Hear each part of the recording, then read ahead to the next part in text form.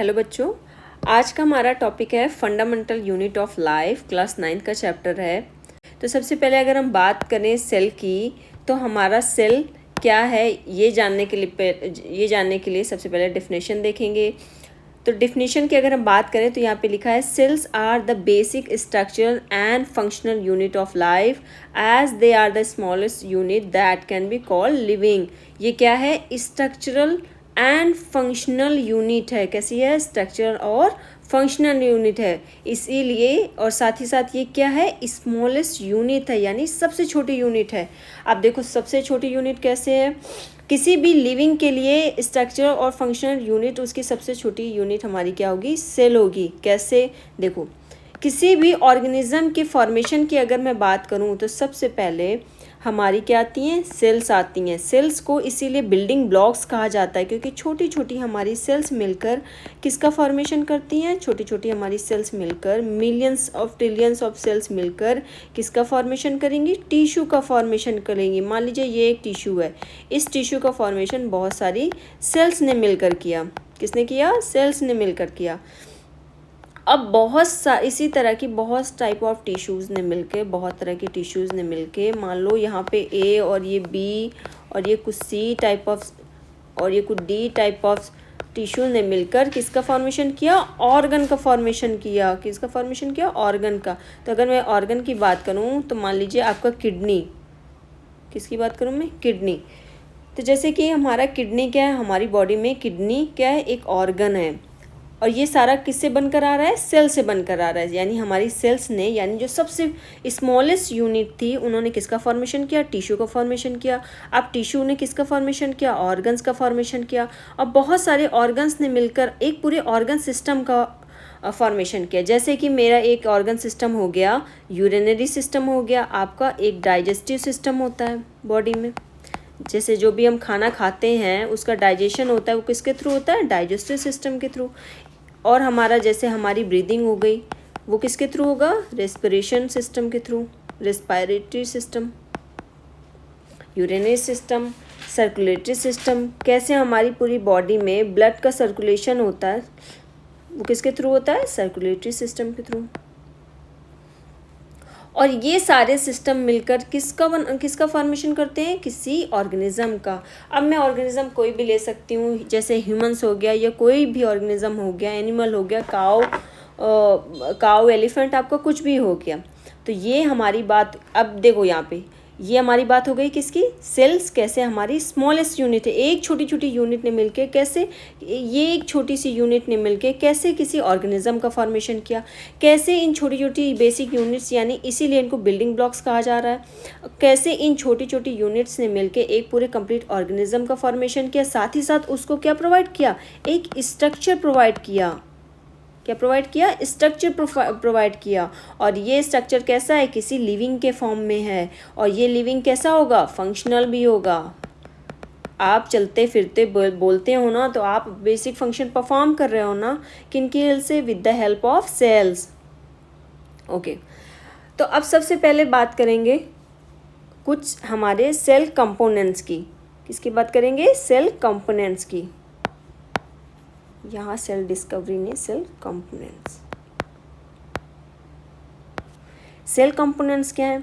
अब देखो, जैसे सेल कंपोनेंट्स की मैं बात करूँ तो यहाँ पे लिखा है सेल कंपोनेंट का पार्ट है plasma membrane and cell wall और प्रोटोप्लाज्म।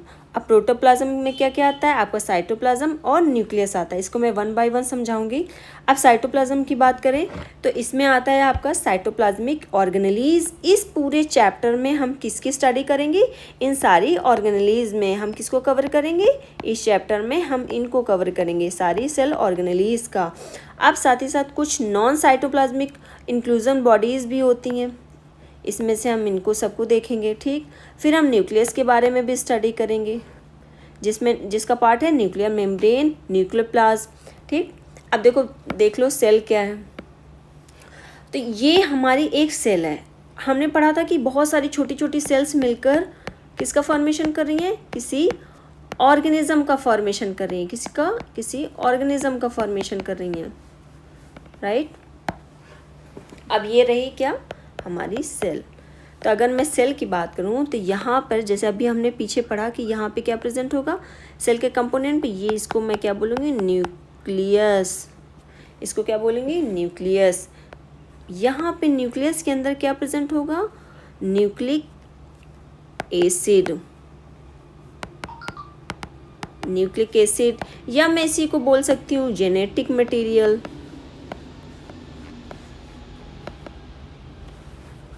ये हमारा न्यूक्लिक एसिड क्या है, ये हमारा न्यूक्लिक एसिड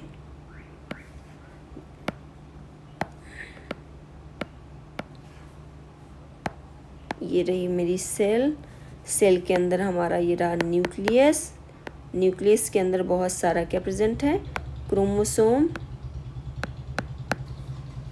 इस क्रोमोसोम को मैं जेनेटिक मटेरियल भी बोल सकती हूँ, जेनेटिक मटेरियल बोल सकती हूँ।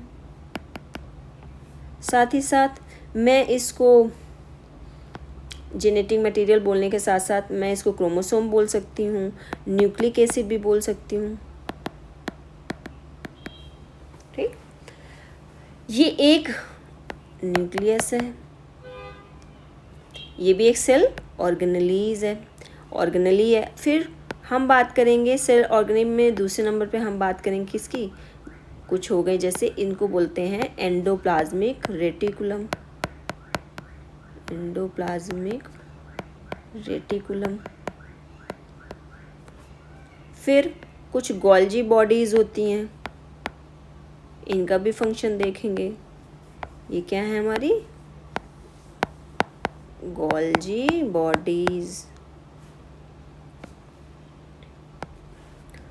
फिर हम बात करते हैं माइटोकॉन्ड्रिया की, इसको आपने क्लास 8th में भी पढ़ा होगा। किसकी बात करेंगे, माइटोकॉन्ड्रिया की। ये एक और सेल ऑर्गेनेलीज हो गया, ये सेल ऑर्गेनेलीज हो गया, एंडोप्लाज्मिक रेटिकुलम, गोल्जी बॉडी, आपका न्यूक्लियस। ये सारे क्या हैं, यहाँ पर हम और स्टडी करेंगे किसके बारे में, क्लोरोप्लास्ट को। क्लोरोप्लास्ट को और भी क्या बोलते हैं, प्लास्टिड, क्लोरोप्लास्ट, या फिर इसको मैं प्लास्टिड भी बोल सकती हूँ। ओके, तो ये सारे से कुछ यहाँ पे वैक्यूल्स होंगे। क्या है ये, वैक्यूल्स होंगे। प्लांट सेल में स्पेसिफिकली हम पढ़ते हैं वैक्यूल्स के बारे में। ओके, तो वापस से हम सेल डिस्कवरी पे आते हैं। अभी हमने देखा कि किसी भी सेल के अंदर क्या क्या प्रेजेंट है, या एंडोप्लाज्मिक रेटिकुलम प्रेजेंट है, न्यूक्लियस प्रेजेंट था, गोल्जी कॉम्प्लेक्स प्रेजेंट था, इस तरह से एक स्ट्रक्चर था, गोल्जी कॉम्प्लेक्स प्रेजेंट था, छोटे छोटे इस तरह से राइबोसोम प्रेजेंट होते हैं।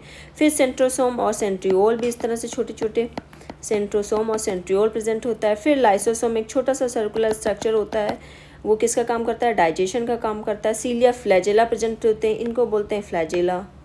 इस तरह से छोटी छोटी ये सीलिया प्रेजेंट होती हैं। इनका बेसिक काम क्या होता है, इनका बेसिक फंक्शन होता है सेल के मूवमेंट में। और प्लास्टिड को भी मैंने थोड़ी देर पहले बताया, प्लास्टिड को हम प्लास्टिड या फिर क्लोरोप्लास्ट भी बोल सकते हैं। ओके, वैक्यूल्स भी हमने देख लिया, न्यूक्लियर मेम्ब्रेन भी देख लिया, यानी जो न्यूक्लियस को सराउंड करने वाली लेयर है, इसको मैं क्या बोलूँगी, न्यूक्लियस या न्यूक्लियर मेम्ब्रेन या फिर न्यूक्लियर एनवलप भी बोल सकती हूँ। फिर अगर इसके अंदर के कंटेंट की बात करूँ, जो भी फ्लूइड लिक्विड सब्सटेंस इसके अंदर फिल है इस न्यूक्लियस के अंदर, इधर देख लो, ये क्या है मेरा, ये है न्यूक्लियस। इसके अंदर एक लिक्विड सब्सटेंस भरा है। साथ ही साथ यहाँ पे इस तरह से आपका जेनेटिक मटेरियल या क्रोमोसोम या न्यूक्लिक एसिड भी उसी को बोलते हैं, वो भी पड़ा हुआ है। अब साथ ही साथ यहाँ पे जो फ्लूइड सब्सटेंस है उसको हम क्या बोलेंगे, उसको हम बोलेंगे न्यूक्लियोप्लाज्म। और इस सेल के अंदर भी कुछ लिक्विड सब्सटेंस है, इस फ्लूइड लिक्विड सब्सटेंस को क्या बोलेंगे, साइटोप्लाज्म, साइटोप्लाज्म।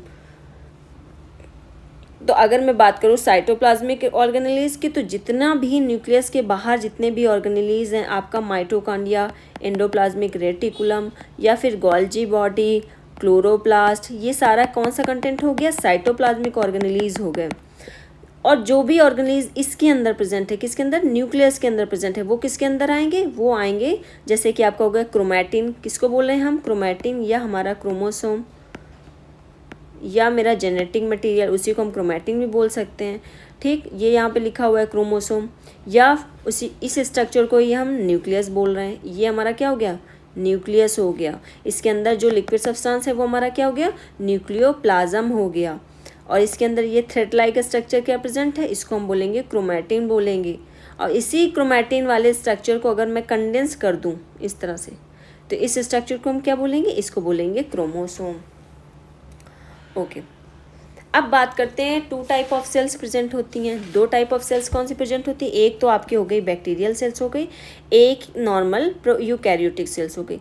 अगर मैं बैक्टीरियल सेल की बात करूं, तो अगर मैं बैक्टीरियल सेल की बात करती हूँ तो बैक्टीरियल सेल्स में क्या प्रेजेंट होते हैं, पाइलस प्रेजेंट होते हैं और साथ ही साथ फ्लैजेलम प्रेजेंट होते हैं। ये थ्रेड लाइक का स्ट्रक्चर होता है जो बेसिकली मूवमेंट में हेल्प करता है, किसी भी बैक्टीरिया के मूवमेंट में ये फ्लैजेलम हेल्प करता है। साथ ही साथ इसमें कुछ प्लाज्मिड प्रेजेंट होते हैं और साथ ही साथ इसमें क्या प्रेजेंट है, न्यूक्लियोइड प्रेजेंट है, यानी डीएनए प्रेजेंट है। और यहाँ पे क्या है, न्यूक्लियस, एक ट्रू न्यूक्लियस कैसा है, अब्सेंट है, यानी एक ट्रू न्यूक्लियस अब्सेंट नहीं, अब्सेंट है।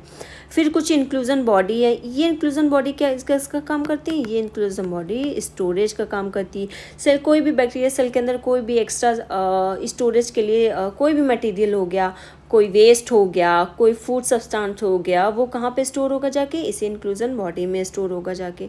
फिर यहाँ पे एक मेसोसोम है, ये इसी जो बैक्टीरिया सेल की जो वॉल होती है, इस तरह से एक मेम्ब्रेन होती है, उसी मेम्ब्रेन की एक छोटी सी फोल्डिंग लाइक स्ट्रक्चर का फॉर्मेशन हो जाता है और इस फोल्डिंग स्ट्रक्चर को ही हम क्या बोलते हैं, मीसोसोम बोलते हैं। फिर यहाँ पे छोटे छोटे क्या प्रेजेंट है, राइबोसोम प्रेजेंट है। इनके बारे में हम आगे चैप्टर में 1 बाय 1 जानेंगे। ये राइबोसोम का क्या काम होता है, इनका काम होता है प्रोटीन की सिंथेसिस में। किसका काम होता है, प्रोटीन की सिंथेसिस में। और ये कैसा स्ट्रक्चर है, एक कैप्सूल लाइक स्ट्रक्चर है। बैक्टीरियल सेल का स्ट्रक्चर कैसा है, कैप्सूल लाइक स्ट्रक्चर है। फिर हम बात करें इसकी आउटर कवरिंग की, तो आउटर जो कवरिंग होती है वो किसकी बनी होती है, दो चीज़ों से मिलकर बनी होती है। एक तो होती है आपकी सेल वॉल और दूसरी क्या होती है, आपकी होती है प्लाज्मा मेम्ब्रेन। जो सेल वॉल होती है वो सबसे आउटर मोस्ट होती है, ये वाली हो गई आउटर मोस्ट। जो इनर साइड होती है आपकी, इनर साइड ये वाली, ये क्या है आपकी, ये है आपकी प्लाज्मा मेम्ब्रेन। और जो इसके अंदर भी लिक्विड फ्लूइड सब्सटेंस भरा है बैक्टीरिया सेल के अंदर, इसको क्या बोलेंगे हम, इसको बोलेंगे साइटोप्लाज्म। और इसी साइटोप्लाज्म के अंदर ये आपका क्रोमोसोम या न्यूक्लियोइड प्रेजेंट होता है। अब बात करते हैं यूकैरियोटिक टाइप ऑफ सेल्स की। तो यूकैरियोटिक टाइप ऑफ सेल्स में दो टाइप की सेल्स आती हैं, एक आती है आपकी प्लांट सेल, दूसरी आती है आपकी एनिमल सेल। अगर मैं बात करूँ प्लांट सेल और एनिमल सेल की, तो इन दोनों सेल में ऑलमोस्ट 80% चीज़ें सिमिलर होती हैं, एक्सेप्ट जो प्लांट सेल होती है उसके पास एक एक्स्ट्रा फीचर्स होता है, किसका, वो होता है क्लोरोप्लास्ट का। इसके अंदर क्या प्रेजेंट होता है, क्लोरोप्लास्ट का।